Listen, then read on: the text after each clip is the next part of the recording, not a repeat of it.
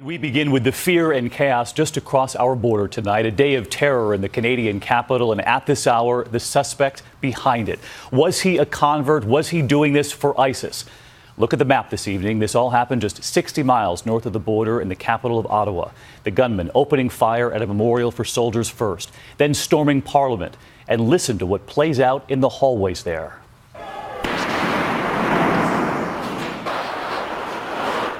The Prime Minister raced to safety, the U.S. Embassy under lockdown. Chairs piled up, barricading doorways, a terrified city. Tonight, what the FBI is now saying about the threat right here at home. We have team coverage and new information on the suspect and his motives. But we begin with ABC's Dan Harris on the ground in Ottawa tonight. Dan? David, good evening. The shooting happened just down the street behind me. Much of this area still on lockdown as police conduct what they call an active and dynamic operation at this hour. This has been a day of terror in this normally quiet city, and it all started this morning. Running for cover, panic in the halls of Parliament and on the city streets. Police rushing to reports of shootings across the city, all within less than a mile. The fear? A series of coordinated attacks. The violence starting at Canada's National War Memorial. Just before 10 a.m., Nathan Cirillo, a soldier on duty in ceremonial uniform, shot dead by a gunman. Some bystanders rushing to help him, others in shock. Third shot and then fourth shot, and then he just took off. Yelled at all my guys. There's guys shooting, so everyone, get down, get down. Out of the way! Police, guns drawn, hunting for the shooter. We may have multiple patients.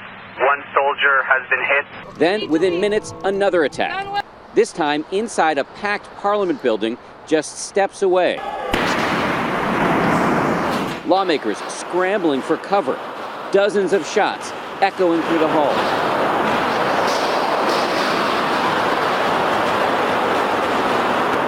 Reporter Josh Wingrove holding onto his camera through it all. So we heard gunshots come up from there, and sort of ducking my head down the hallway, you saw the smoke from gunfire. You could smell it almost instantly. Members of Parliament barricading doorways with chairs and tables.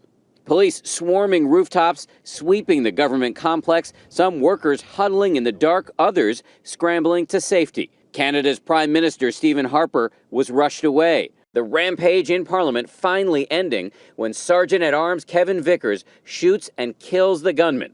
Tonight, ABC News learned he is Canadian Michael Zahaf Bibeau. When it was all over, lawmakers were stunned. This is kind of a day that changes everything. But the chaos isn't over. Get against the wall right now. The fear, another gunman potentially on the loose. To your left, out of the way. Blocks away, people are ordered off the streets and away from windows. Police swarming the city center. Down along the side of the building, hug the building. Ushering citizens to safety. By late afternoon, much of the heart of the city still on lockdown. You can tell we're in an area that is going through an emergency. We're seeing ambulances, paramedics, and just police all over the place. Most of the streets blocked off. This evening, the 3 people who were sent to the hospital have been discharged as this nation mourns that murdered soldier. Canada tonight on high alert.